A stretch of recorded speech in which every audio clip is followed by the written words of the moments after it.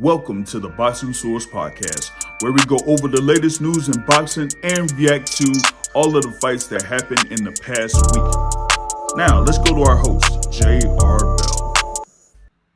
Yeah, we should be on. We should be live. We should be good here for November 16th, 2025. What's going on, everybody? We are, in it for the long haul, as they say here with this edition of the Boxing Source Podcast. We got a few things here that we're going to be talking about here on this edition, right? Because, there was a good amount of action that did take place yesterday. So, we're going to be talking about that. I want to, give a rundown on what happened through the quote unquote top rank card. As I'm going to clarify that here in a little bit. And you'll also go over what happened at Tottenham Hotspur Stadium in the UK, and then you'll also kind of look ahead to November 22nd. We got a couple of things that's going down for November 22nd. One that's, basically in the area that, I'm kind of like based in, right? And of course, we got the big event that's going to be taking place in Riyadh, Saudi Arabia. You got Ring 4 that's going to be happening there, of course, headlined by David Benavidez versus Anthony Yarde for the WBC light heavyweight championship. They recently posted up the thing as far as the face off between those two fighters. It was a very respectable exchange, as they say, with those two, right? But you also had a face off earlier there that involved Devin Haney and Brian Norman Jr. And that one was definitely a good verbal scrap between those two. And the back and forth with them hasn't necessarily stopped yet. So, we're going to be touching on that as well, but wanted to get into this whole thing here first with what's going down or what went down, over in Mexico. This was something that they said was on the Top Rank Classics channel. Okay. The Top Rank Classics channel. But, we kind of was in Mexico. This is like a Zanfer Promotions thing. All right. First off, it's a Zanfer Promotions card. Okay. You didn't see anything that said Top Rank on it. Okay. Not on the, not on the ring, not on the ends or whatever it was, or in the apron or nothing like that. You didn't see no, Top Rank ring card girls. Nope. Nah, you didn't see that. But Top Rank was able to, have the thing on the Top Rank Classics channel. Okay. But you did see, a couple of fights there that had some notable guys that had been under Top Rank or fought under, Top Rank cards, like Richard Torres Jr. Richard Torres was in there, was able to have a fight there, and that was a quick one for him. He just busted that dude's nose up within the first round. So Richard Torres got a first round stoppage win over Thomas Salek. All he had to do was just, go in there and rough him up a little bit, and then land a couple of uppercuts. And then when he landed an uppercut that busted the nose of Thomas Salek, that was it. It was a wrap. He didn't want no more. None of that. We stepped over to the ref or to the corner and said, nah, I'm good. I stepped in the ring. I got paid. I did what I had to do. I was in there for a couple minutes. I'm good. So you have Richard Torres getting a first round stoppage win on that card, right? You also had Emiliano Vargas on this card against Jonathan Montrell. And that was a, interesting bout there because, some may have thought that Emiliano Vargas would, kind of ride the momentum of having multiple stoppage victories there, so far. We had a pretty good KO ratio there, in one of his fights. He did have a first round knockout victory over Alexander Espinoza. That was at the theater at Madison Square Garden. Now, I was, at the theater at Madison Square Garden for that fight card. That was headlined by the Xander Zayas versus Jorge Garcia Perez fight, right? And had Emiliano Vargas on that card. And man, I'm telling you, after going to get something to eat out there at Madison Square Garden, I come back and I end up missing a fight. He already stopped the dude. So I had missed that fight where he got the first round knockout. But here in Mexico, he was able to get rounds in against Jonathan Montrell. Got a unanimous decision victory and near shutout win in that one. Um, and he's kind of like looking to see if he could do something there in the super lightweight division. I'd be really interested to see what happens with him as far as like being a contender there at super lightweight. He's there, as I said, undefeated now, 16-0. And as I was watching that fight, I was thinking about, okay, who could he, be a good little matchup against there within the super lightweight division. I know we got a number of contenders that's out there. We got a key fight that's coming up in the super lightweight division on December 6th. As I was talking with one of those fighters that's involved in the main event over in San Antonio, Texas. So that is on the YouTube channel here. So you can check that out there, as I was able to speak with the Reaper, Lamont Roach Jr.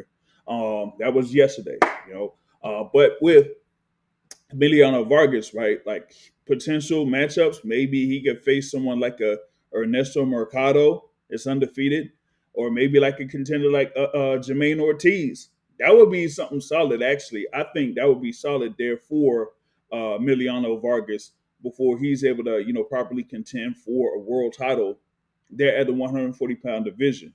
But he was able to get his work in 10 rounds in his bout against Jonathan Montrell. And then you had another fight on there in the super lightweight division in Lindolfo Delgado versus Gabriel Goyaz. And that was a solid, very, very solid fight. Okay. But, man, folks, I thought Goyaz won that fight. And it was crazy because it was a good scrap, but Goyaz looked to be the more accurate fighter in that bout. Was able to land a good number of solid shots. And for me, it was more that he was the guy that was kind of like coming forward for the majority of the fight. And then he actually was landing shots while Delgado was trying to get back in the fight in the second half of the fight, at least to me, right? Because Delgado, they said the story with him before the fight was that he was having issues making weight. But then he was able to at least get to or below 140 pounds for this fight. And, the effort wasn't necessarily there as far as like the punches. They weren't necessarily snapping like they should or whatever it was. And Goyaz was game, every single time. Even with like combinations that Delgado was throwing, Goyaz was like, snapping right back. And a number of times he was like landing the hooks on Delgado for the majority of the fight. And then you get into the 12th round. And then Gabriel Goyaz, early in that 12th round, was able to score the knockdown.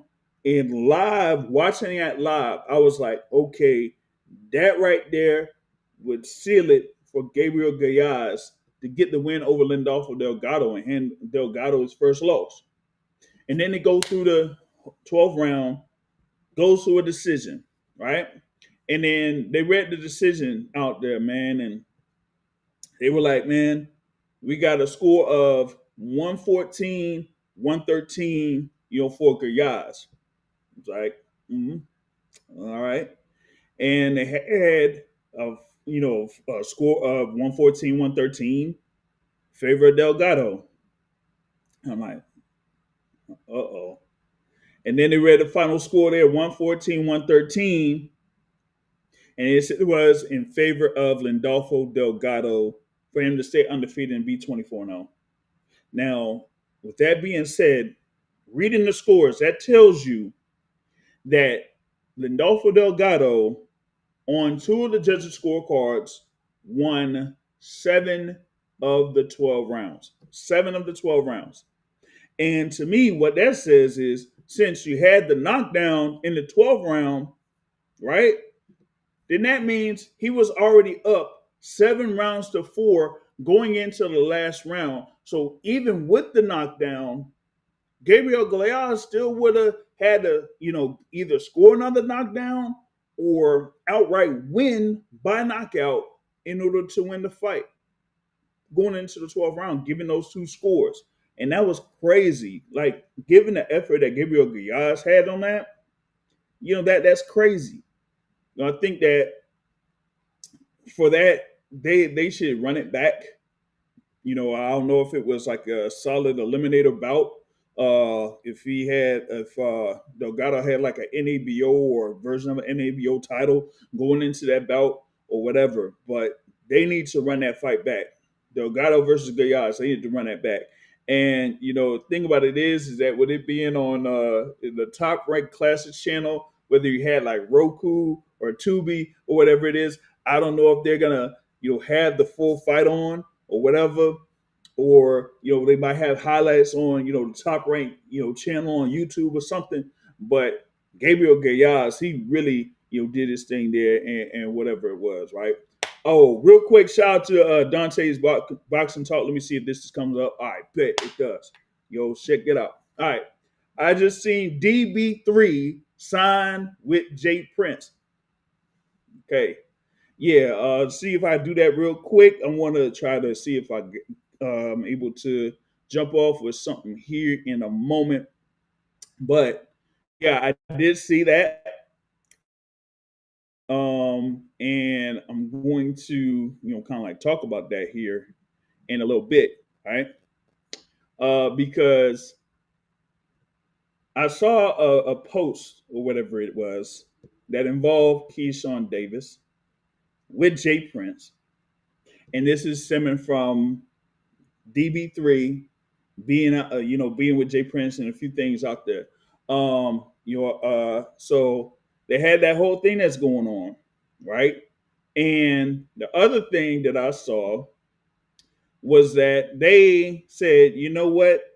They said they were doing some talking, and that they had one opponent or one fighter that Keyshawn Davis wanted to fight,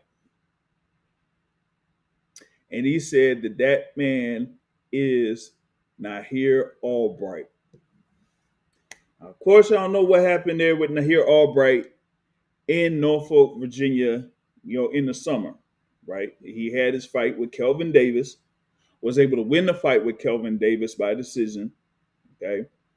And then after that, there was an altercation there at the Scope Arena that, kind of like spilled over from the locker room to outside the locker room and all that type of stuff. And, it was like a big story at the time, and kind of, followed up a little bit for like a couple of weeks and then died, kind of like died down a little bit.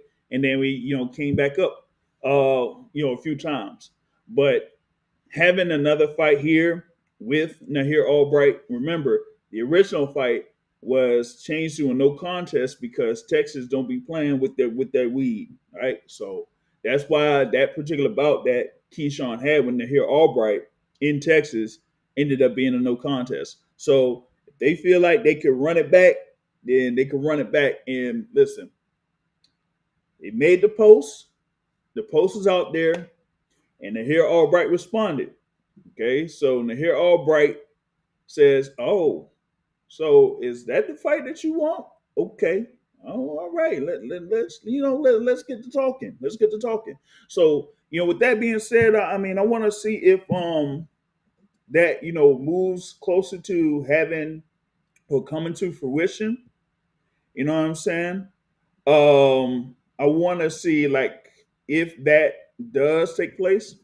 So we gonna see how that's going to progress, because that would be a very, very, very big buildup leading into that. And I might say that February 7th or February 14th, Scope Arena, maybe that's just putting it out there as a rumor. It's only a rumor, y'all. It's only a rumor. Okay, February 7th or February 14th, Scope Arena. We'll see. Shout out to Timothy Taylor on this day here. We asked a question in reference to Top Rank. He said, "What's the latest news on Top Rank finding a network deal?" Good question, but I'm going to say this. Hey, Timothy Taylor, see if you can ask that question to me next week, because I'll see if I can get more information. Hopefully, by next week, the next episode of the Boxing Source podcast. Hopefully, I can get more information on that because I'm hoping to see a couple of people in particular come next week, and maybe they'll be able to give me some more information on that. All right, so we gonna see how that goes on that front. I'm going to see if I could check on something here real quick, but but while I do that, I wanted to get more into that fight card that was in Mexico, top rank as you were talking about. Um, like I said, Gabriel Guyaz, man, he got robbed on that, man. Yeah, we saw Gabriel Guyaz that got stopped by Subriel Matias earlier this year, and then hey, Guyaz had another fight in Mexico, got a win in that, right? And it was actually they say it was like a close fight, like he won by unanimous decision, but he had two scores of 6 rounds to 4 on that. So going into this fight against Lindolfo Delgado, like Delgado looked like he was highly favored going into this, but I'm telling you, man, like, hey, Yaz was game. He was game for that, and probably like I said, one of the more solid fights that you may like people would have seen like what around this half of the year, and like I said, with Guyaz scoring that knockdown in the 12th round, man, I thought that was it. That was going to seal it for him, but it didn't do that. Didn't necessarily do that. So Delgado moves forward, stays undefeated, and we'll see if they run it back with Guyaz, but I don't know because it looks like they might try to set up Delgado to either fight for an interim belt or like a full belt or something like that. So we got to see how that goes on that front. And then you had in the main event there with the WBO World Champion Rafael Espinoza in the featherweight division going up against Arnold Kagai. And man, this was like, Rafael Espinoza, like he was against Edward Vasquez earlier this year. That was on May 4th at the T-Mobile Arena when he, beat Vasquez, man. And I was like, damn, man. 'Cause, we was like, in a way, like rocking with Edward Vasquez. We had chopped it up with Vasquez, a couple times, leading into that fight. And he like, made an effort into it. But man, it was just an absolute, like as I said, mismatch. Just being straight with it. Like when you have a fighter there that's at 6'1" in the featherweight division, man, it's just a crazy thing to try to deal with. You know what I'm saying? But on this front here, you had Arnold Kagai, same thing. Kagai was in there, and he is like 5'5". You see, those are the type of guys that you would be seeing there in the featherweight division, around 5'5" or something like that. Not nobody that's like 6'1". Not like Espinoza. Like, come on, man. And that's all. And for this fight, man, yeah, you did see Arnold Kagai able to land hooks, to Rafael Espinoza. That usually happens with Espinoza. It's not like he's as they say, like a defensive wizard or defensive genius, or someone that could like kind of like has a good guard and slips and moves or whatever it is. He'll block a couple punches here and there, and then he'll block a couple punches with his face. But he don't care. He gonna still keep throwing. He gonna keep throwing. He gonna keep throwing. And sometimes he'll be like real sharp with it. He'll be sharp with the jabs. He'll be sharp with getting in with the uppercuts, and it's just almost like getting hit with 10,000 needles or something like what is it, Cactuar in Final Fantasy? I don't know, man. But he just keeps landing and landing, and over the course of that fight, man, we were just seeing Arnold Kagai getting beat up, yo. It was just absolutely insane, man. And I was like, you had the what was it, the trainer in the corner for Arnold Kagai out there, and he just kept having him go out there like round 7 and round 8, and I'm like, man, his eyes closed, he got like a cut, he's getting beat up. Yeah, he's trying and he's throwing, but he's not really landing with anything with emphasis on it. And Espinoza was just kept beating him up, right? And then you had the whole thing with round 9, and like the commentators that were out there, they were like saying, man, they should just go ahead and stop the fight. You feel me? But I don't know what it was, man. The trainer, was still like, yo, see if you could, land a shot, and you could get it, you could get it, you could get it. And I'm like, come on, man, don't even do this, man. And then it had the thing with the 10th round, and then the 10th round joint. I was like, man, they almost looked like they were going like have him go out there again. I thought they would just wave the belt, but no, they just had him there in the corner, just standing there, whatever it is, and the referee just gave him like a standing 10 count, not even a standing 8 count, but a standing 10 count there, and that was it. It was a wrap for Arnold Kagai. So Rafael Espinoza gets the win. Now 28-0. He defends that WBO featherweight championship, man. And that is what 1, 2, 3, 4. That's his 4th defense of that belt, right? And some would say like he should be the top rated featherweight out there because you got what's going on with Stephen Fulton. He is going for the WBC Super Featherweight Championship against O'Shaquie Foster on December 6th, right? You got Angelo Leo that has a world championship, but we haven't seen much of him since he had that knockout win, right? So it's like they ain't really, and that's the thing about the featherweight division, man. I ain't really seen much going down with that.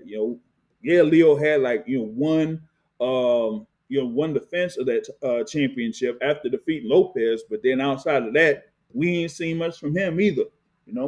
So it's like, when are we gonna get a unification? We ain't even gonna get that. You know what I mean? And then the joint with Bruce Carrington, he says he wants that fight with Rafael Espinoza. He said that after his win over in New York City when he won the interim WBC featherweight championship. So, we'll see how that is. We'll see how that goes on that front, right? All right. So hold on, real quick. Oh, we going on this thing here. Touching on another key topic here, as you had what was going on at Tottenham Hotspur Stadium, with Conor Benn getting a decision win over Chris Eubank Jr. in their rematch. Timothy Taylor here asks, did Bomac overtrain Chris Eubank, or was Chris Eubank just outclassed by Conor Benn? Good question on that front. Eubank after the fight really couldn't, go into detail as to what is going on, what's been going on. But he said like there was something seriously happening with them a couple months going into this particular bout, and there was like something where I think he made a post about what happened after the first fight, in that he had some issues getting medical attention at that time, right? And that kind of like was a little bit of a backstory to the fight. Of course, you had the whole rivalry between Eubank and Benn. You had Chris Eubank Sr., you got Nigel Benn and all that, and then this fight happens. And I don't know. I think it could have been something where maybe Chris Eubank, maybe, to me, I don't know if he really was working towards getting to that 160-pound weight limit, because this thing was scheduled for 12 rounds in the middleweight division, right? And you have Eubank Jr. there, of course, has been like as they say, IBO champion, and was around there, been floating around the middleweight division for some time. And for me, it was like, okay, he's been around there, has some good wins, a couple of setbacks, but hasn't really like went for one of those 4 major titles yet. And him having these fights against Conor Benn, it was more about like, hey, I'm getting paid good for these fights. So first fight, he was able to get the win. I felt like it was more about him being more accurate and for being kind of like over exerting himself to try to land a power shot. Here in this fight, it was kind of like the opposite for Conor Benn, right? It was somewhere it would be like you would say he was outclassed, but at the same token, you didn't get that much effort from Chris Eubank Jr. For me, going through, as I say, the punch stats, you had a number of instances where Chris Eubank didn't throw, more than what I would say, like 35 punches in a round. I think he only threw more than 35 punches in a round, they say twice, in the sixth round and then the ninth round, according to CompuBox statistics, right? And Conor Benn just like outlanded him by a significant margin, 173 to 68. Like that's crazy, you know. And for some, they kind of like rated Chris Eubank Jr. fairly highly in the middleweight division.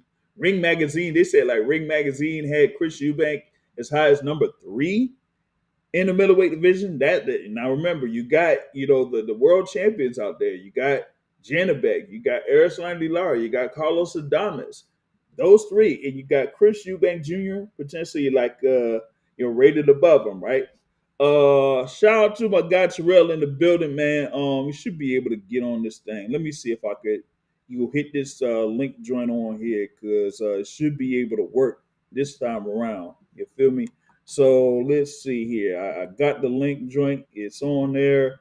And actually, I had sent the link out, so you should be able to see that joint there, brother Terrell. So see if that would kind of like work on that front, right?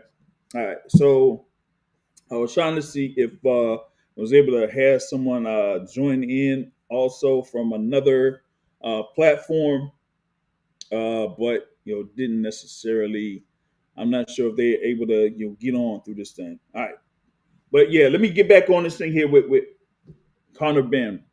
Okay, he was more accurate, more active. Was able to land the power shots that he wasn't able to land in the first fight. And I think that kind of like made it to the point where he eventually wore down Chris Eubank. And Eubank, from an energy level standpoint, I don't think he had enough for him to fully go through those 12 rounds. Now that 12th round, you had the knockdowns that were scored. That first punch, kind of like had this whole thing with the equilibrium and all of that for Chris Eubank, and he went down. That second knockdown, come on, man. All right, just being real with y'all. That was in the back of the head. Shoot. But still props to Conor Benn for getting its win.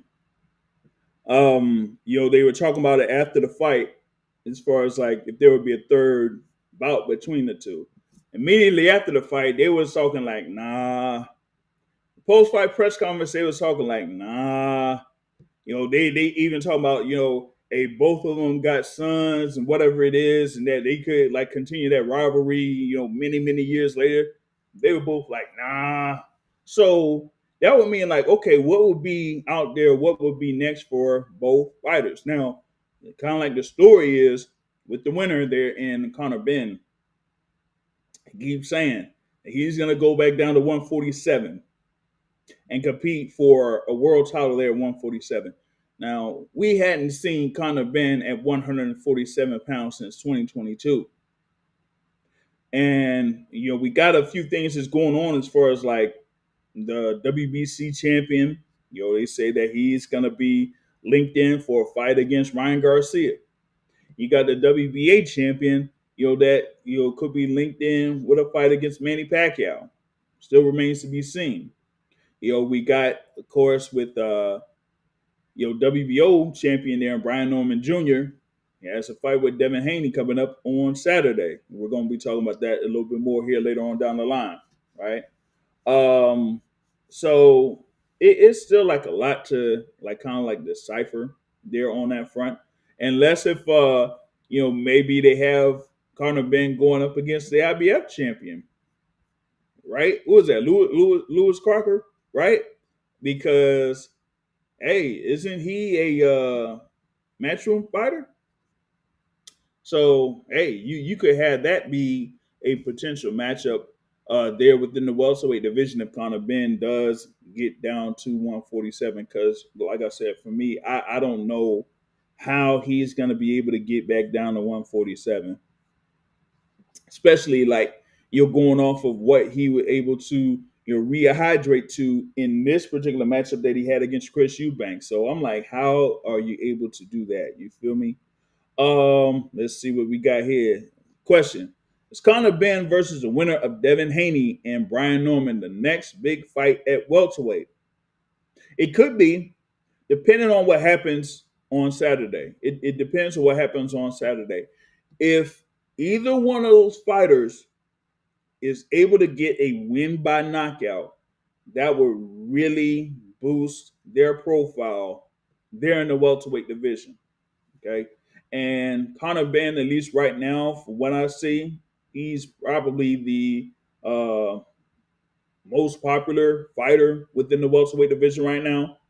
So, I would kind of like see that as him having that bargaining chip, so to speak, against, most of those other guys there in the welterweight division, at this point. So we got to see like how that sorts itself out. But I think with Conor Benn having these two fights against Chris Eubank Jr. there at Tottenham Hotspur Stadium, and that kind of like builds with his level of popularity that he has, of course, with his dad there, Nigel Benn also. So that's a big thing on that front. Now, I wanted to like kind of like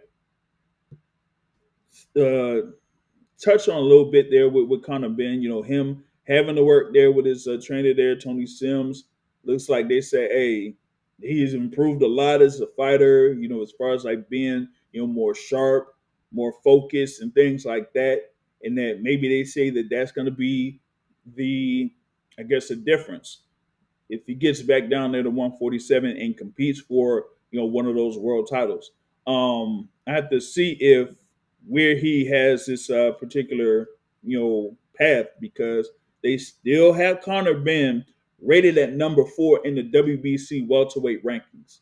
At least as of right now, as of right now, it still got him like around number 4 in the welterweight rankings. So they're trying to put him in that position to, I guess, compete for the WBC title.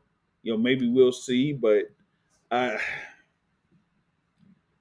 just still like, he hasn't been there since 2022, and 2 fights in the middleweight division, like that. That's a tough pull. So I'm like, well, let's see what they do on that front. The WBC will, have their rankings released here pretty soon for November. So maybe Conor Benn moves up a spot or two in those rankings, and then that kind of like could, elevate the buzz for him fighting for the WBC world title. But he's like, bring them all on. Mario Barrios, Rolly Romero, Devin Haney. He said Devin Haney, Brian Norman, bring them all on. He wants the opportunity to fight any of those guys within that particular weight class. You know what I mean? So we got to see how that sorts itself out on that front there with Conor Benn. Now for Chris Eubank Jr. As I was mentioning earlier, he said that there's a lot that been going on over the past couple of months. Maybe it was something there with health or whatever it is, who knows? But with that being a fight of that magnitude, was it something where it would have been serious enough for him to postpone the fight against the rematch against Conor Benn? No, I guess it didn't look like it, because he was able to go out there, and make an effort out of it. But with that being said, him having that status there within the middleweight division, like I said, you're there at around as high as number 3 in the middleweight rankings. One organization had him as high as number 4 in the middleweight rankings there, but I'm gonna be real with y'all though. We talking about middleweight. Outside of Janibek, Carlos, and Erislandy Lara, what else you got? And remember, Erislandy Lara ain't been in the ring since what? His fight against Danny Garcia? So that's an extended layoff for Erislan Lara. So who else is out there for middleweight? If I told you some of the guys that have been listed as as the guys in the top 10 from some of these publications or rankings board or whatever it is for the middleweight division, you'll be like, what? Who? Huh?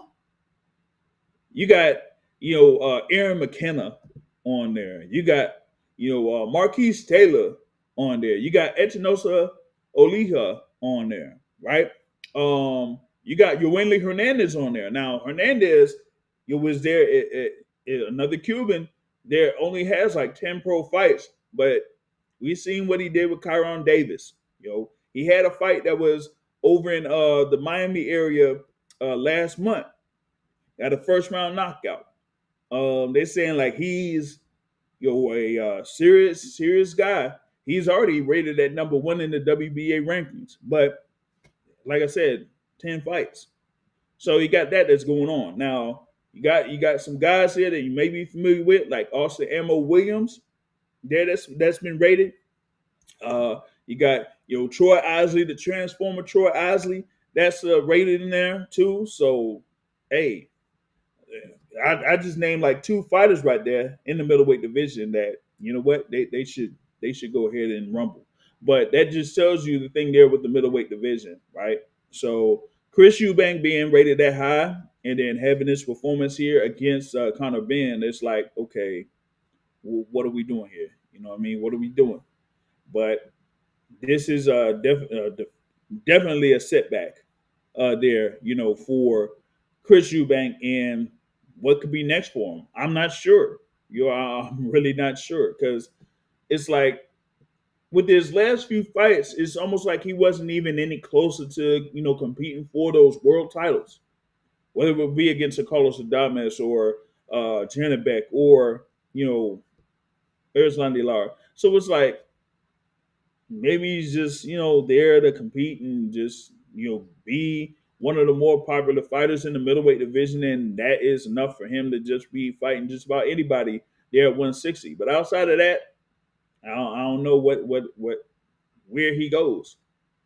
Maybe he should just consider going up to 168 and seeing if he can get some fights at 168 and then compete to be a top contender at 168. But 160, at least to me, outside of those three fighters, is a wasteland of sorts. You know what I mean? So we'll see how that is. Let's see how this goes, man. Hopefully, this is going to be working out for me here because I've been having a lot of issues with this over the past few weeks. But it looks like finally this thing is kind of like being able to get fixed or whatever it is, right? So I want to see if I could add in a guest here to chime in on what's went down here over the weekend. Should have the chef back here with me, Brother Terrell in the building. So we're seeing here if he's able to get this thing jumping off and going, and if the audio thing is going to be working for him here in a bit. So I wanted to see what he has to say about Chris Eubank and Conor Benn there in that rematch and other topics here in boxing, because I got a couple of other things here that I'm going to be talking about here as well. So let me see here, Brother Terrell, you able to be in with us, or is the mic joint going through? Let's see how that goes for him. Trying to see if it's on there for him or not.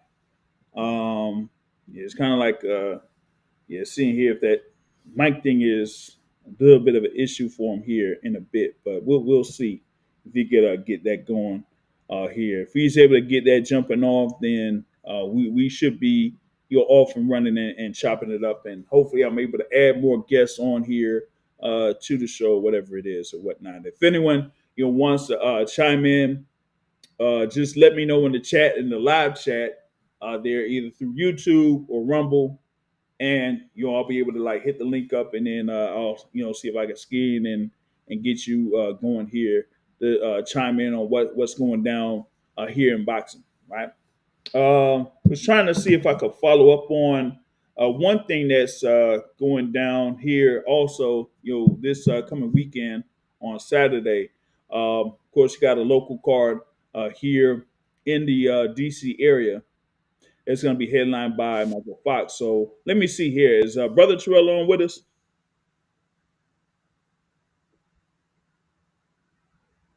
Let's see if he's able to hear. You able to hear me, Terrell? Hmm. It's looking like the thing with the mic is kind of like working there. But hold on a second. But it says you're able to like speak on this joint, but I'm not able to like hear you if you're able to be on the mic or whatnot. So I was trying to see if I have you on here right now. So if you can just let me know when you're able to chime in on what's going down here and all that. But yeah, wanted to get back on the thing there with your upcoming card. Let me see. Oh, okay. All right, gotcha.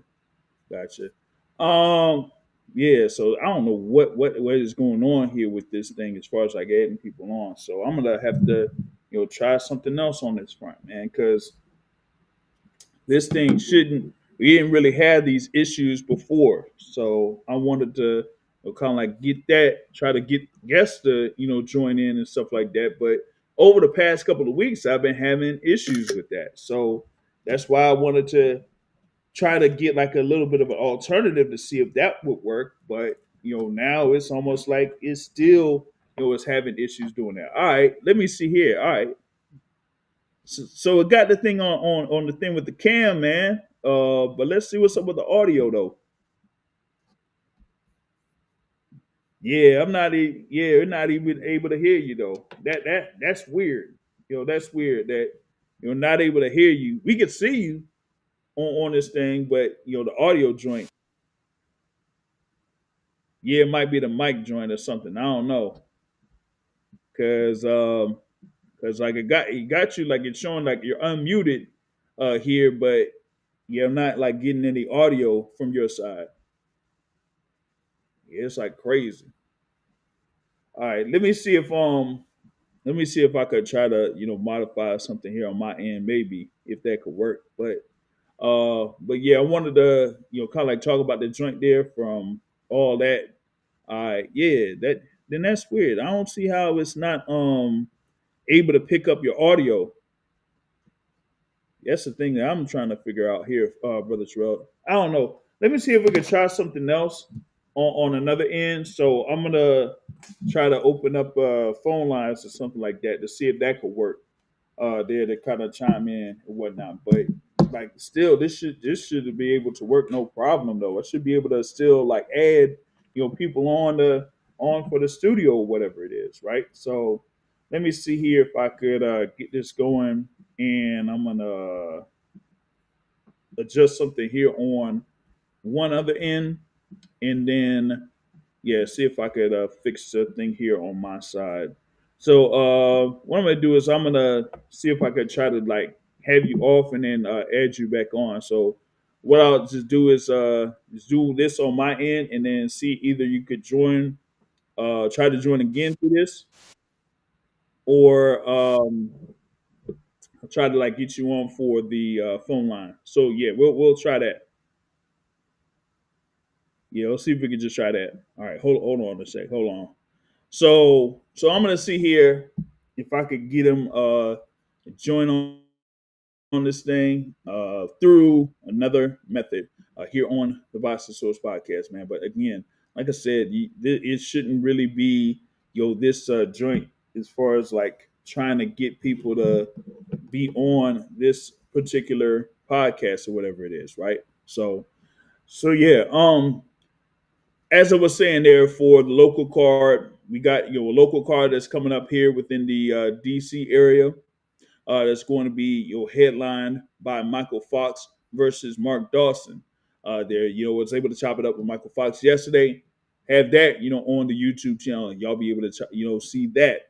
You also is going to have Esri Turner there in a bout against Zach Kelly. You're going to have Jakeem Hutchinson against Teron Ward. Have interview with Jakeem Hutchinson. Have a conversation with Nasheed Smith that's going to be on the card. We have Derek Scooter Davis is going to be on this card. You got Makai Phillips is going to be on this card.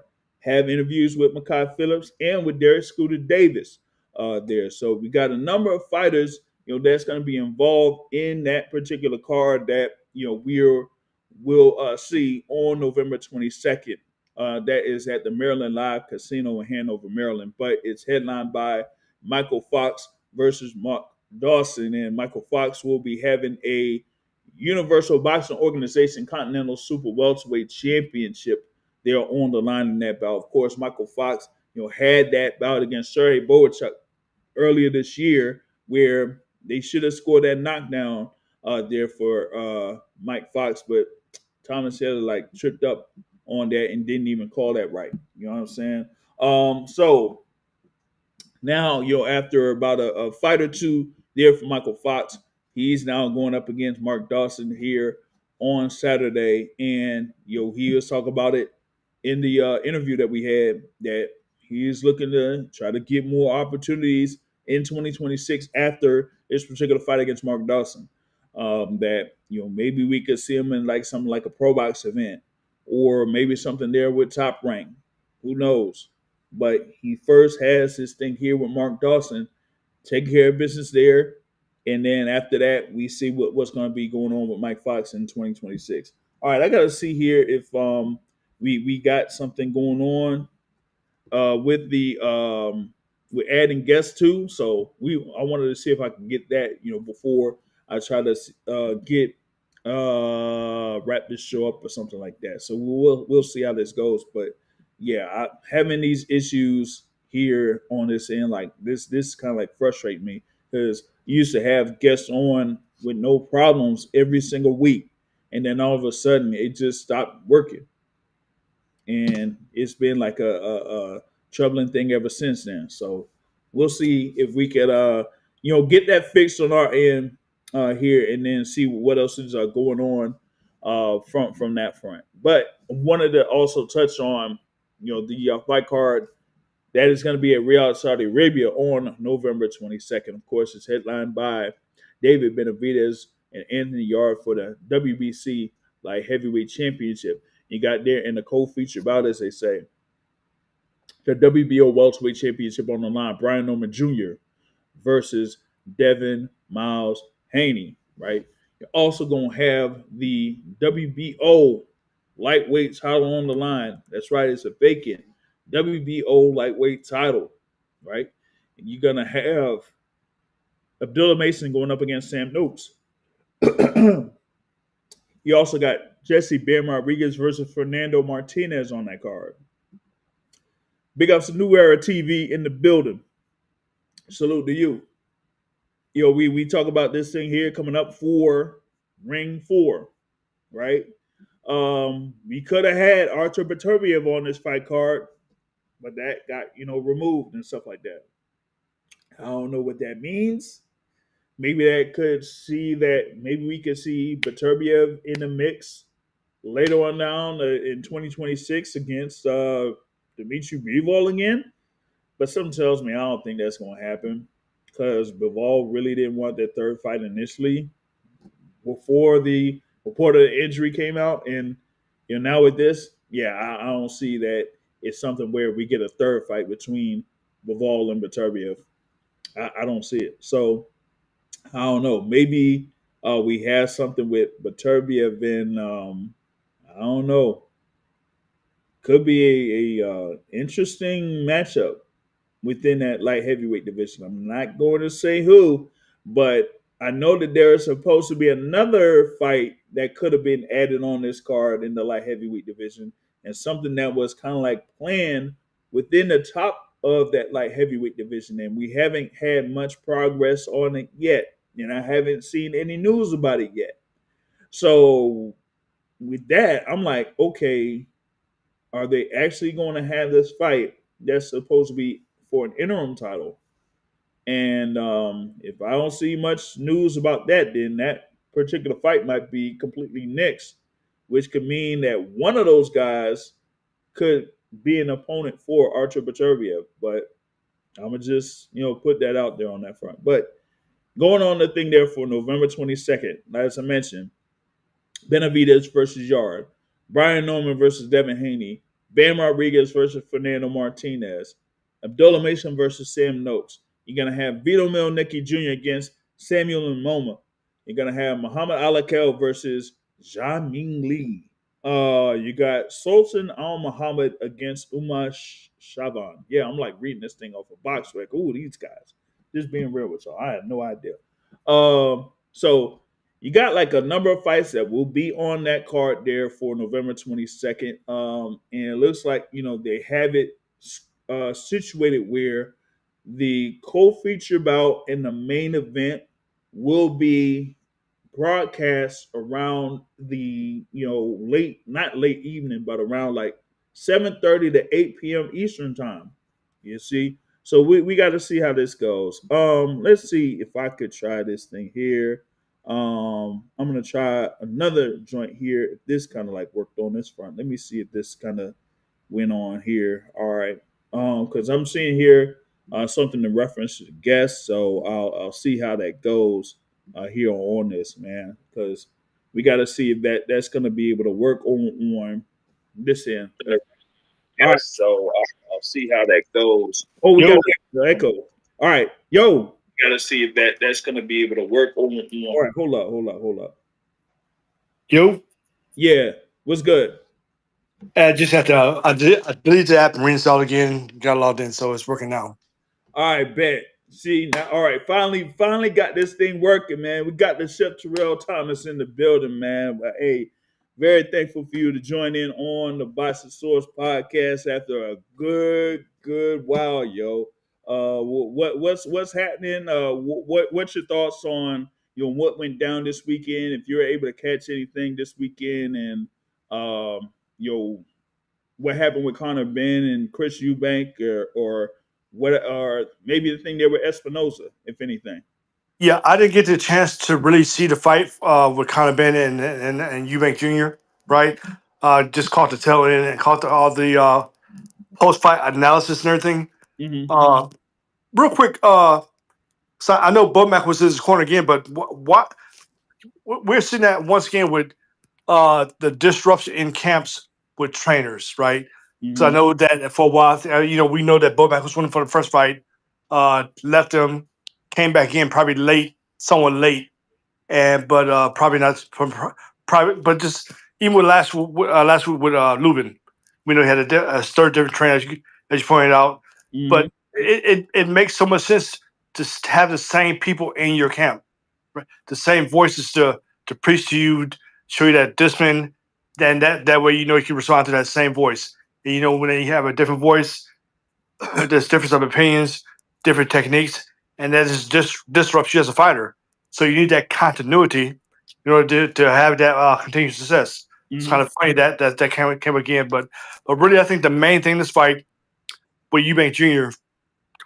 Man, you can only go to the well so many times when we're doing a weight drain like this, right? What was kind of funny, and a face off does, but some at certain times it can be very telling in a sense. You remember in the first fight, right? Eubank Jr. He definitely struggled to make the weight, but even in the press conferences, things like that, and even in the playoffs, he was more animated. Should I say? Remember that he did the egg slap on Yeah. Conor Benn Jr. like that, things Yeah. like that. And this one, I would dare say he was more docile and just more reserved, right? And that kind of tells me that he's just trying to just chill out, reserve his energy. Because I mean, once again, all due respect to fighters, right, for doing that weight drain, things like that. Everybody doesn't do it the same way. Even Mm-hmm. like someone like Crawford, he said stay ready, so you gotta get ready. So, and that just means you stand within a reasonable weight, a reasonable walking around weight Yep. of your weight class, things like that. So I'm not sure what Eubanks shoes lifestyle is, but what I'm saying is he was more docile in the face off things like that. So, and as we know, if you continue to if you walk around race too much, it's going to be that much more of a drain for you to get down the weight. That's what it kind of seemed like to me in this fight right there, because I think it was a bit unusual for Conor Benn Jr. just to dominate him like this. Again, what we saw in the first fight is kind of I didn't expect that, not at all, not at all. Yeah. I mean, I would have thought like with Chris Eubank, at least coming off of having a win over Conor Benn earlier this year, and it's not like you're having an extended period of time in between those fights. This is something where it was like 6 months later, and it's when you have it like that, it's like one, you kind of have the idea that you're having a rematch with Conor Benn. So it's like, okay, we could have, what's going on outside of the ring be one thing, but I know that by a certain time, I have to be getting prepared, for this next fight against Conor Benn. And for some reason that just wasn't necessarily the case. He had a few things that was going on outside of the ring, personal or otherwise.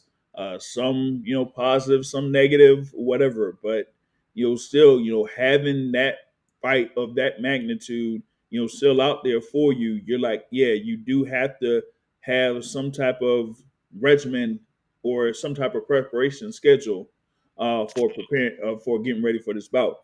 And you raise up the thing there with Ryan Bomac McIntyre. It was one thing for Coach Womack to be there in for the camp with like say Terrence Crawford.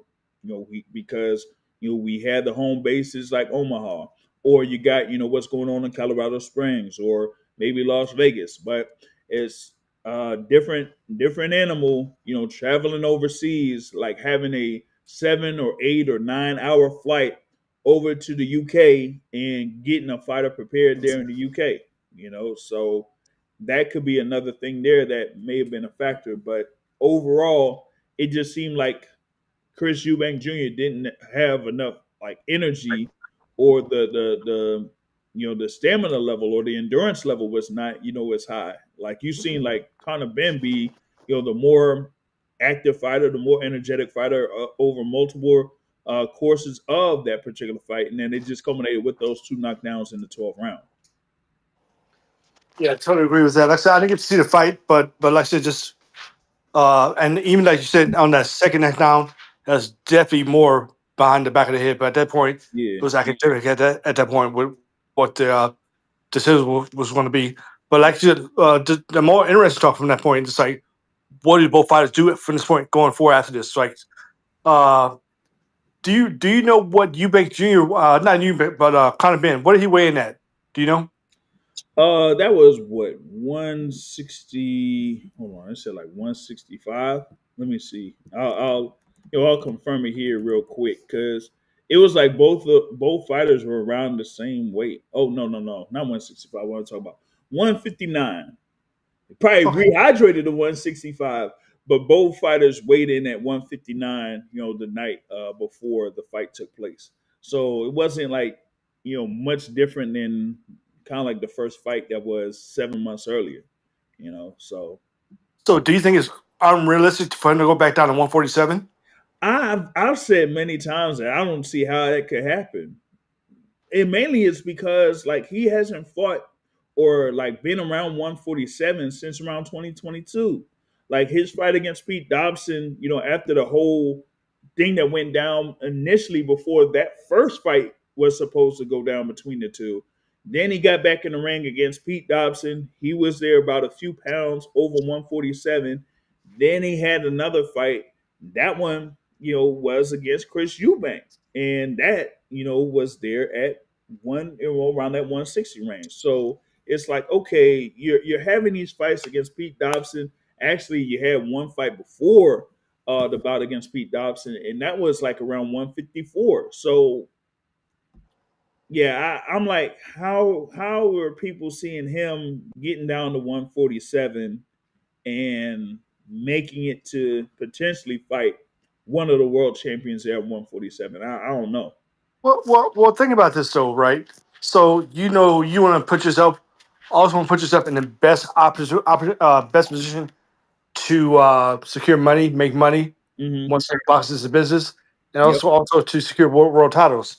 So given that he's just fought at 160 again, probably weighed in fight night came in at 165, something like that. So can he compete at 154? I'm not sure about that. right? Now, Mhm. granted, he did knock down Eubank Jr. twice, but this is a severely drained Eubank Jr. once again, right? Mhm. You can't just continue to go to well and drop out of weight like that and be effective unless you have a dietitian. You're doing things right. It can happen, but to me, he's a weight drained at this fight. So can he compete at 154? And we know, and we got 154 is probably well, not probably. It's definitely the glamour division where 147 used to be, right? Mhm. Mhm. So would it be better for strategy wise to be at 154 or 147? And I'm thinking it's probably 147. I know you said you think it's a stretch from to go back down there, and why does it have him down right there, which is crazy to me. Boxing rankings are just ridiculous. We know that. Yeah. But team wise, if you have a name, if you can generate funds, and even on that note, these guys just headline the fight in a 65,000 people stadium. That's awesome. That's awesome for boxing, and that's also screw you to all those people that say boxing is dead, because boxing is a worldwide sport. It's not just here in the states; it's worldwide. So, I was glad to see that part right there.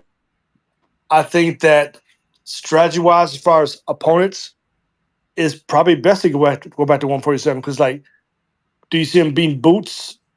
Nope. Do you see him beat Ortiz? Nope. Definitely not Fundora. What was Matt say? That's barbecue chicken right there. Yeah. Barbecue Barbecue chicken. chicken. So, even the other people, Boy Chook, people like that. I mean, he can compete, but can you win? And I think in most fights, he would probably go in as an underdog. Throw him in with Lubin. He can probably compete with that fight, Yeah. but not many more at 154. So for me, even though it'll be hard for him to get back down, he probably belongs at 147. Yeah. Shout out New Era TV, man. Says, yeah, UK loves boxing.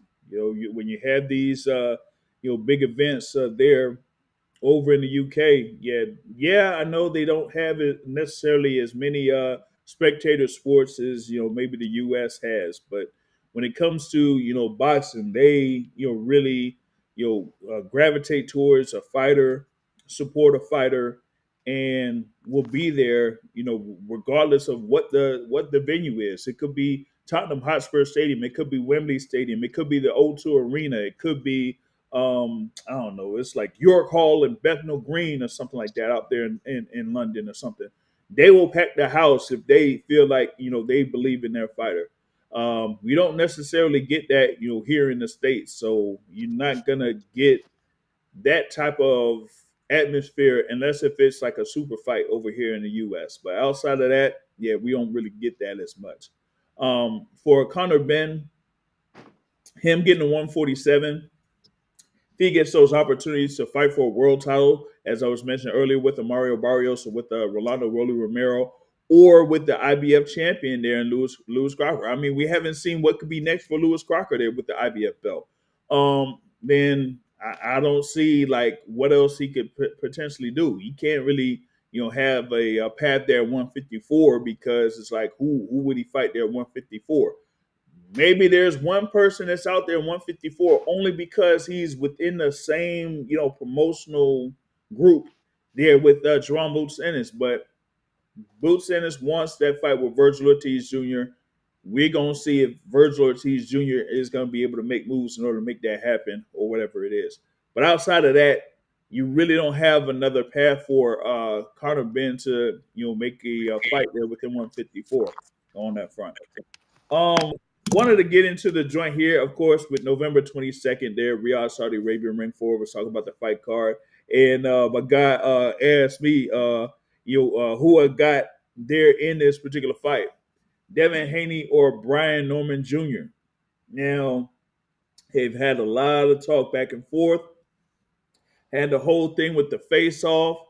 Brian Norman Jr., Brian Norman Sr. had some comments in reference to Devin Haney and their methods as far as like strength and conditioning, and that he might be a little bit light or whatever it is going into the fight. And then you had Devin and Bill responding and saying, does this physique look like it's photoshopped or whatever it is?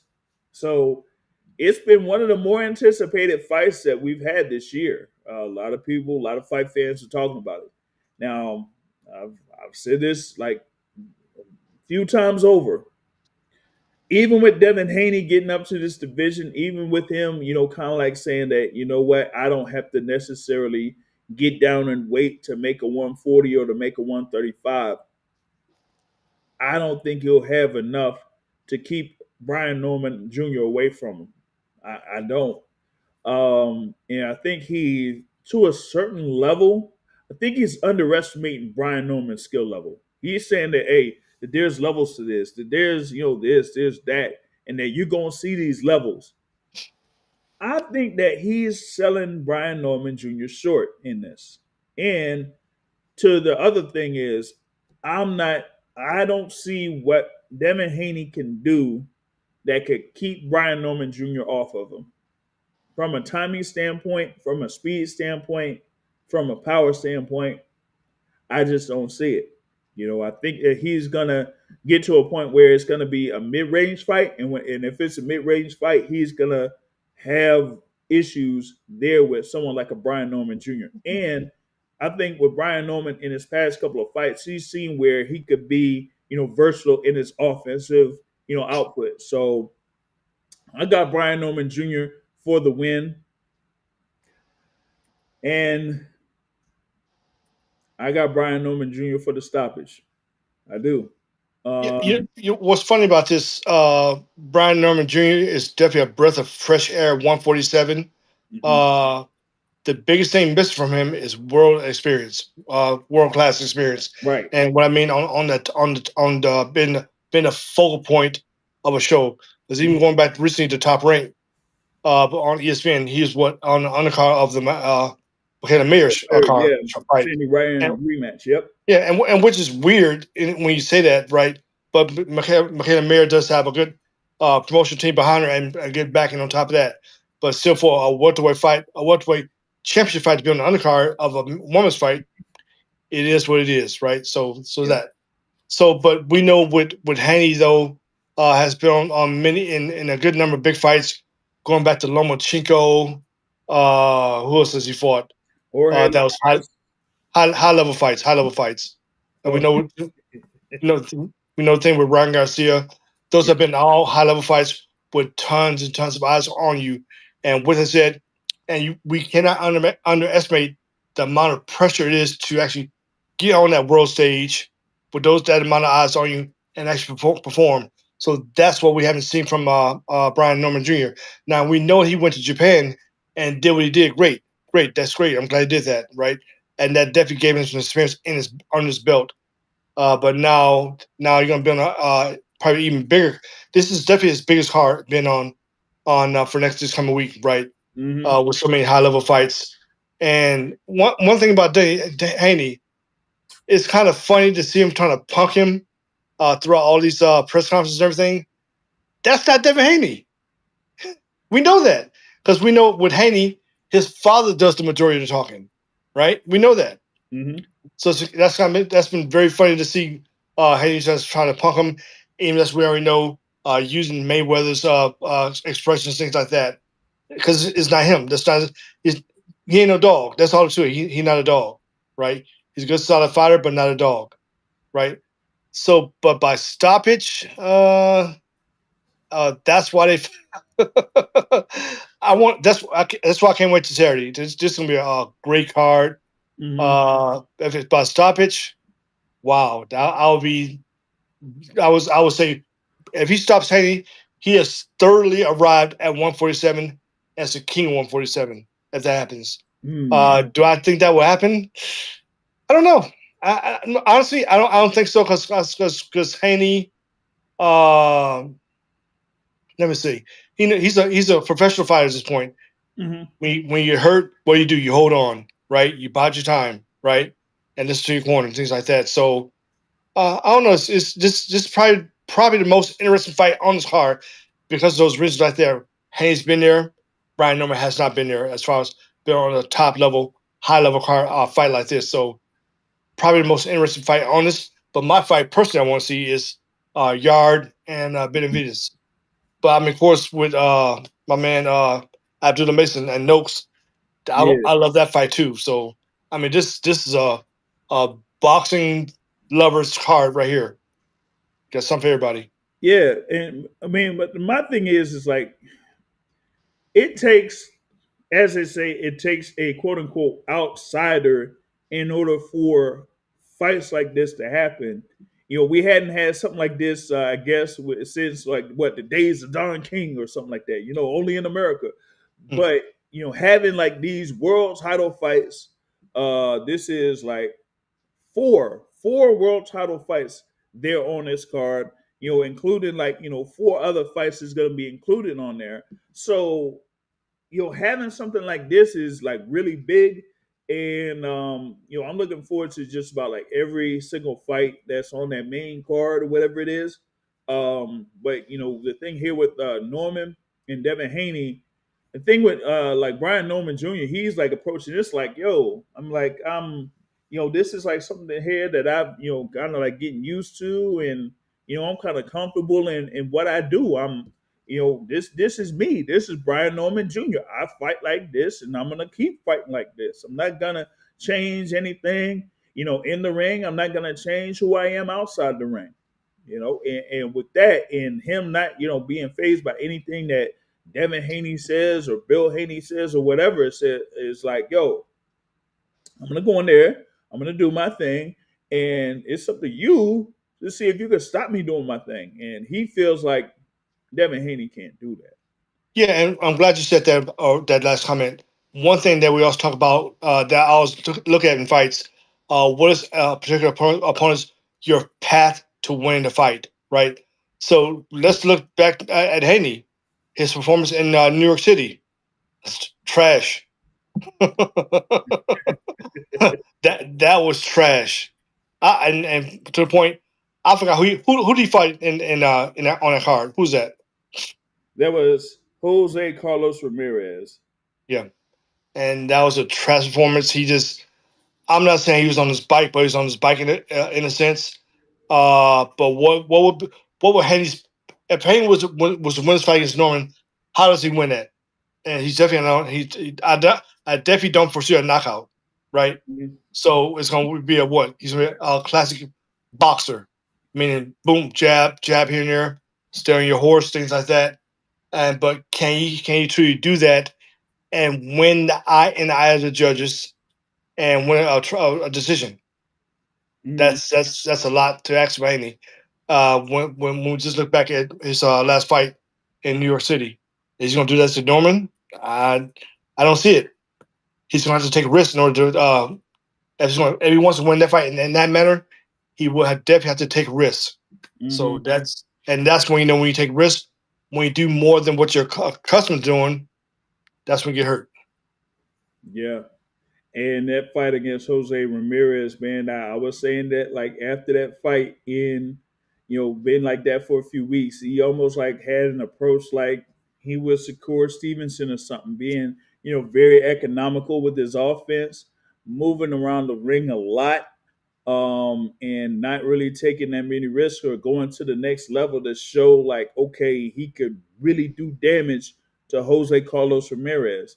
So I want to see like what he's done from that point up until now that says, okay, I'm going from a former unified world champion at 140, and Jose Carlos Ramirez has had, a couple of setbacks before the fight against Devin Haney. They're going up against a Brian Norman Jr. who, had his, stoppage win over what Santillan and become like interim champion. Then had the fight against Derek Cuevas, right? And then had the fight against Jin Sasaki, where all of them, crazy stoppage victories, right? And to me, if I like seeing, and I just can't really forget what happened with Devin Haney against Ryan Garcia. Keep bringing it up. Whether Ryan Garcia had like 50,000, supplements in his system or not, from a skill standpoint, you still shouldn't be able to, have that happen to you because it was more about like a defensive lapse on Haney's part than anything else. And you can't have those lapses against someone like Brian Norman Jr. He is going to hurt you if you do that. So I gotta see like how that's gonna sort itself out. And if Devin Haney has a strategy, so to speak, to where he can neutralize the offense of Brian Norman Jr., and I would say neutralize it early and have it to the point where Brian Norman Jr. and his corner, they'll have to have another strategy in order to get to Devin Haney. Right now, I think that he's going to have enough. I think Brian Norman Jr. His footwork is going to be something that Devin Haney is going to be surprised about, and that's why I have Brian Norman Jr. getting the win on November 22nd. And what's crazy about this next weekend, we talked in depth, of course, about Haney Norman. Mm-hmm. We haven't touched upon on Bam. Isn't that crazy? That's crazy. That is crazy. But I mean, it kind of like says how far ahead people feel that Bam Rodriguez is to everyone else within that division. This fight against Fernando Martinez is another unification bout. It's supposed to be another unification bout within that division, right? And Fernando Martinez, what is like? Let me see his record here. It's 18-0. I think he has around 9 knockouts, but he's still undefeated there, and he has the world championship there at super flyweight with the WBA. But given the odds there, it's like, come on, like it's still like considerable favorite for Bam Rodriguez, like about a 10-1 or a 14-1 favorite. That should tell you everything right there. Yeah, yeah. You So we know what the expected result of that fight is. You got to fight somebody, but just hope we just we definitely aside from what we know about that, Mm-hmm. take a look at Robert Garcia's stable. That dude, I mean, it's actually a former fighter, and people forget that he's a former fighter. I believe he's a former world champion, right? Yeah.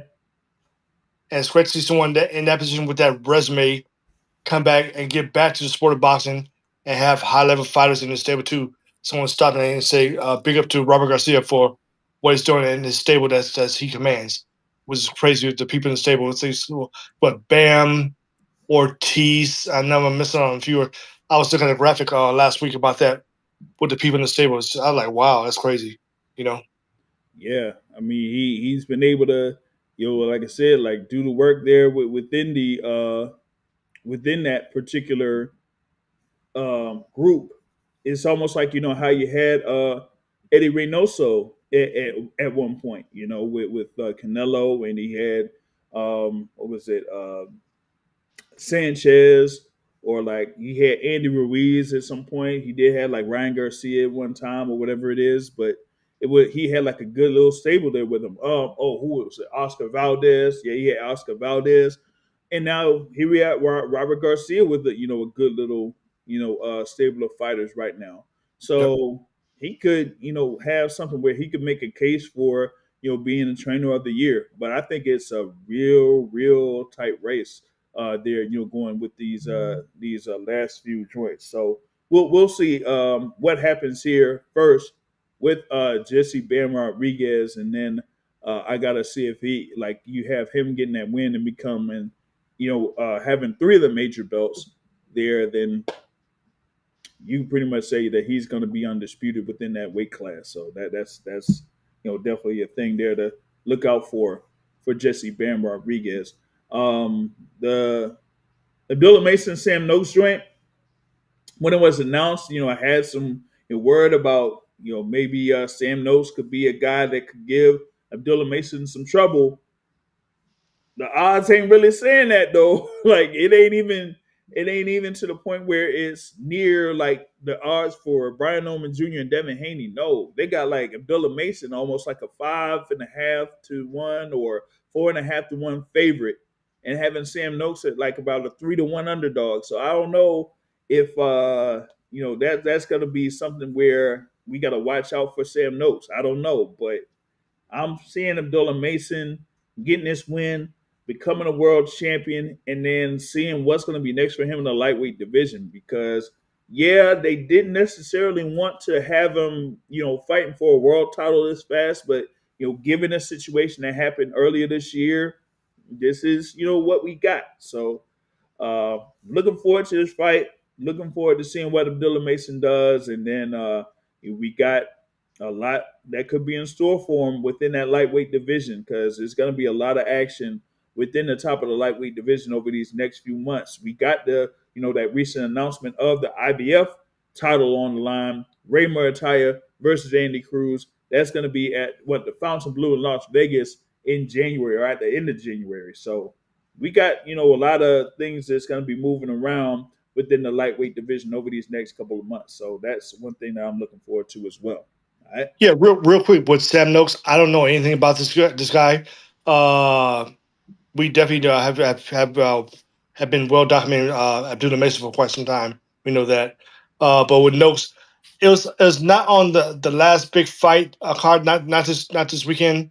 I think the last big Riyadh season card when the fight was announced between him and Abdullah Mason.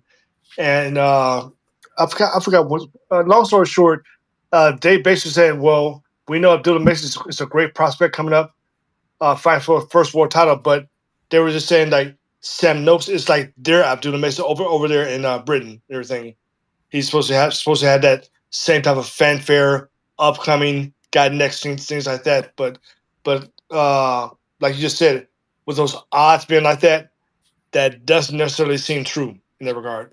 Yeah, I mean, you have someone in Sam Noakes that is going into this fight with a record of 17-0 with 15 of those wins by way of knockout. He's defeated, what is it, like Ivan Mendy, who's been an experienced fighter there, and Ryan Walsh and a few other guys while being over in the UK, right? But it still doesn't like translate to saying like he's at the level that Abdullah Mason's been under. Abdullah Mason had, what is it, up to 5 fights within 2024 or more. Yeah, it was like 5 fights in 2024. Then, had 3 fights, here this year, before getting in this bout here with Sam Noakes. And we've seen what, Abdullah Mason has been able to do, particularly like this year, like stopping all 3 of those fighters in like crazy fashion. So for Sam Noakes, we got to see like if it's something to where they really underestimated him going into this particular bout. Because if you're like a 3-1 underdog or something like that, like yeah, that could say that you might be able to, as they say, give it a go. But outside of that, you could be in a bad way on that front. And I was just about to jump on box break so we can properly dissect his Yeah, 17-0 record. yeah. I need to I forgot my login, so I got that. But so 17-0, that's good. So what is the quality of that record, right? How many fights did you fight, and what were the records at the time did you fight them? Because we know that's all. That's the very tell all into properly assessing someone's record like that. Yeah. So I mean, like they were saying, like he saying that he's Abdullah Mason of sorts there in the UK. He's won regional titles there within the lightweight division, over there.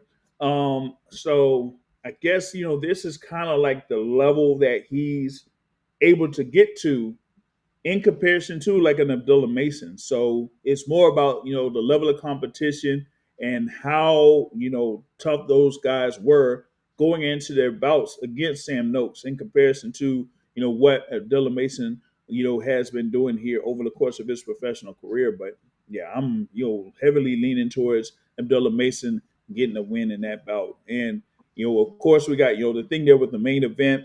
David Benavidez going up against Anthony Yard. This is, once another opportunity for Anthony Yard to, fight for a world title there in the light heavyweight division. Of course, he fell short against Sergey Kovalev. back in 2019. That's how far back it was, 2019, right? And then had another attempt at it in 2023 against Beterbiev. And now here we are in 2025 going up against David Benavidez. So we're gonna see like how he's gonna react to the activity level of David Benavidez in this particular fight. And, I think that, with Benavidez, given that I saw him there against David Morrell Jr., and he kind of showed different things, what he could do on offense, and him having, a better defensive, stance or strategy, to a certain level. Yeah, he did slip up at one point there in the 11th round against David Morrell Jr., but outside of that, he was, doing pretty well there against a guy that I feel like is pretty skilled there, whether it was at 168 or now 175. So now with David Benavidez going up against Anthony Yard, who has been established here at 175, you're gonna see like how he's gonna approach this bout here with Yard. Both of them have a lot of respect for each other, but both of them know that it's going to be a fight. Yeah, and all those is right. Is why this is going to be my favorite fight of this card. This is going to be like a rock'em sock'em robot type card. Fight with these two guys right there. We know all too well about Benavidez. His Mm-hmm. offense is his defense, as we've been saying for years now. At this point, but with Yard, just brings a toughness to the weight class, brings a toughness to his style. With all the experience that he's had at 175, he's been there for I think the duration of his career. I'm pretty sure. Mm-hmm. Just with fights like say going back to Kovalev, particularly look at the fight he made against Beterbiev. That was a bloody affair. Yeah. But once again, he's built for this. He's already seen these wars at 175. So well, it's going to really, I don't know. I'm once again, as we say, I'm trying to see each guy's path to victory in this fight. We know exactly what Benavidez is going to do. His offense, his defense, the number of punches, different angles, and he definitely shows at this point now he does have enough power to compete at 175. He does. He does. Mm-hmm. That's there, and we know he's probably going to rehydrate to what cruiserweight like that. That's typical. We know that. But Yard, basically, can he weather the storm? And basically, can he add wrinkles to his game, his fight game, to give him a path to victory to beat Benavidez? But I think, in a sense, all that's going to go out of the window. This is going to be a war. It's going to be might be a bloody war on top of that, and I probably see a victory by David Benavidez 9th round KO like that, right? But Mm-hmm. once again, it's kind of hard to predict that because Yard's been there. He's been through wars like that. He's still durable. He's not shot like a Lubin is at this point. He's been in all these wars like that. Yeah. He's still there. He's still there. So I'm looking forward to that fight definitely. Yeah, with Anthony Yard, having his, going from his loss to Beterbiev, right? He's, had a few wins. I would say about like what 4 wins are there since then. Over there in the UK, so he's been able to build up those wins. He had like another rematch with Lyndon Arthur. That was his last fight. Was the trilogy there with Lyndon Arthur, and he was able to get to the decision win there. But now he's going up against someone in David Benavidez, who I have rated in the Boxing Source pound for pound rankings, and the odds are definitely not they're leaning towards Anthony Yard. Some have him at like 5-1 or 5.5-1 underdog, and David Benavidez is like a 9-1 or 10-1 favorite. So they're really expecting David Benavidez to get this win and get it considerably, almost like you said, almost like around like a 9th round knockout or something like that, right? So I want to see what Anthony Yard could do that could kind of like throw off the pace of David Benavidez. And the thing there as far as like Benavidez having usually he has like a reach advantage there against a number of his opponents. He's going to be there around the say around a couple inches higher than Anthony Yard. So I think he's gonna utilize that reach advantage here early in this bout, and then try to wear down Anthony Yard probably around like round 4 or 5. You know what I mean? And I think if it's something to where if Anthony Yard gets hit big early, then it's going to be a bad night, a very bad night. He's going to have something that could really affect David Benavidez. And to me, if it's Anthony Yard, I would say make an effort to try to get Benavidez to fight off of his back foot if you can. Have some emphasis behind your jab. Follow with that. Go with your front foot. Keep moving forward, and then try to see if you could get Benavidez to fight backwards. If you can, then he might may have some issues with balance or whatever it is.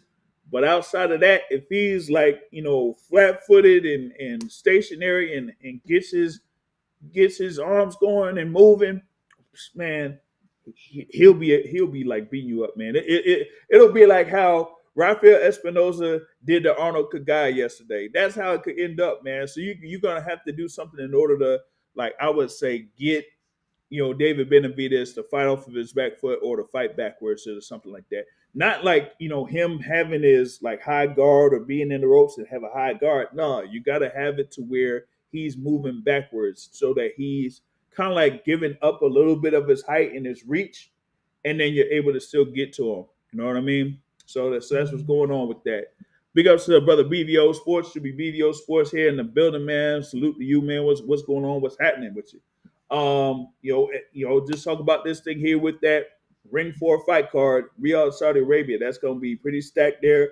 Wanted to get some details on that because a lot of people, of course, were talking about this being on the Zone pay-per-view instead of regular the Zone. That still was bugging a lot of people, right?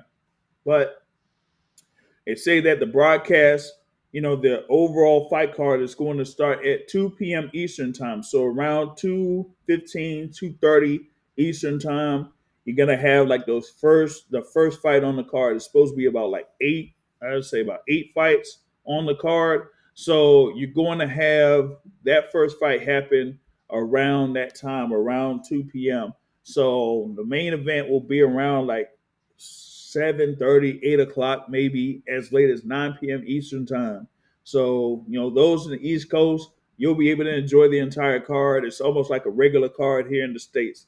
So I think that's going to be a good thing on that front.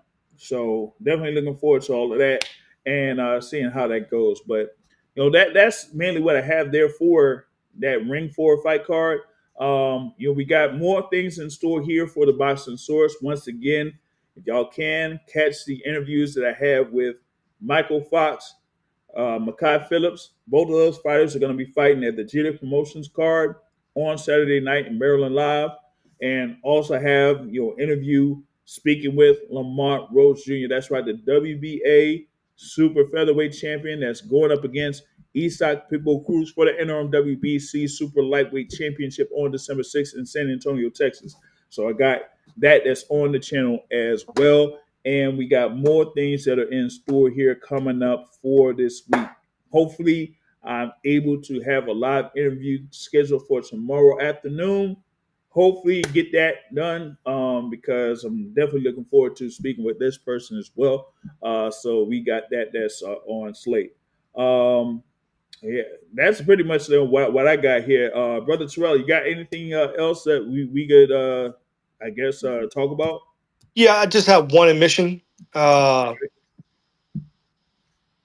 just want to admit to everybody that I did not take cocaine prior to the live taping of the show. That's not me. I'm not that guy. Yeah, not that guy. You're not that guy. Hey, man. Joseph Parker. My. Oh goodness, man. But yeah, like you're saying there, New Era, man. Yeah. Having Benavidez, Norman, and Ben Rodriguez as the picks for Saturday. Yeah, I could roll with that. I could roll with that.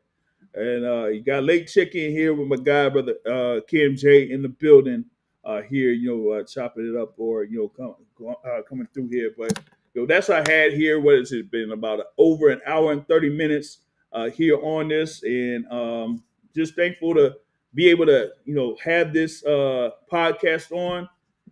Very thankful that I'm able to have people join in the show here. that was a whole battle over the past few weeks, but we finally got this thing going. So we're gonna have more that's being able to join in during the shows, whether it's the Boxing Source podcast or the Boxing Source midweek report that we have here on Wednesdays live.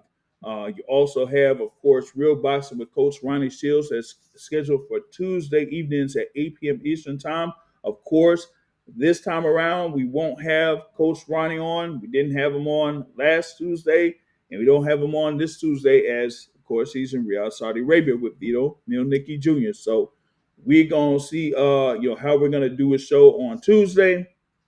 And then, as I said, there were Wednesday, the midweek report, and then we back at it there with the Boxing Source podcast here for that next Sunday, where we're gonna go over all of the fights there that's on Ring 4, all of the fights that's pretty much gonna be on the Jeter Promotions card. I'm gonna be there, covering that particular card there at Maryland Live Casino. So y'all just if you haven't done so already, hit the subscribe button for the Boxing Source YouTube page. Hit the notification thing so that every time that we upload a video, because we got a lot of content that's been on over the past couple of weeks. Talk about all of those fights that's coming up November 22nd. And actually, we got something else coming up here, Pro Box, November 21st, because we got a Pro Box guy here from the area, the franchise, Frankie Scarborough Jr. He's on that card on the 21st. It's supposed to be in Fort Lauderdale, Florida. So we got a conversation with him as well. And yeah, also for those that don't know, we're a little bit close to having the trading cards available. So you're going to be getting updates on the trading cards here over the next couple of days, because I'm going to have something where we're going to be close to having a set of cards that's going to be available for people to get. So that y'all be on the lookout for that. And if y'all are interested, y'all just hit us on the socials, Facebook, Instagram, Twitter. Just hit us up, interested on the thing there with the trading cards, and we'll be able to see what we can sort out for you here later on down the line. Because I ain't trying to be like, Topps trading cards or whatever it is, or like those people that got all those trading cards when they released them and then resold them. Nah, I ain't trying to do that right now. Nah, so I want to make sure that I get this done and I get this done right. And those that want it, they'll be able to get it, within a certain time frame, and within a good price or whatever it is. So we'll have that sorted out for you. Big thanks for Brother Terrell Thomas for able to be joining here on this edition of the Boxing Source podcast, and thanks for everyone that's been able to participate in the live chat. We will have this thing available on audio form. I don't know if it's going to be later today or tomorrow or something, but it's going to be available in audio form, right? And so you'll be able to listen on demand through Spotify or whatever you use for your podcast. But with that being said, that's what I got for y'all. I'll catch y'all later. Peace out.